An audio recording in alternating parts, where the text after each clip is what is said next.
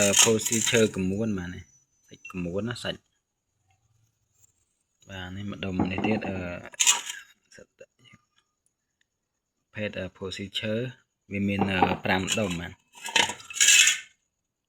នេះសាច់កមួនល្អផេតហ្នឹងយកទៅឆ្នៃកាំយកទៅឆ្លាក់បានបាទនេះសាច់យ៉ាងកតាញ់បាទហើយដុំនេះអានេះមកជាហៀងសមមកជាហៀងបាទមកជាហៀងទៀតនឹងទៅណានេះប្រភេទ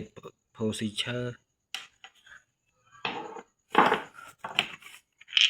បាទនេះ2ដុំទៀតនេះសិតតែសាច់កតាញ់ស្អាតហ្មងបាទដូចលក្ខណៈដូចនាងពួនអញ្ចឹងនាងពួនកតាញ់ឬក៏ហៅយើងហៅថាក្លឹមម្លេះបាទហើយដុំនេះក៏ក្លឹមល្អដែរនេះ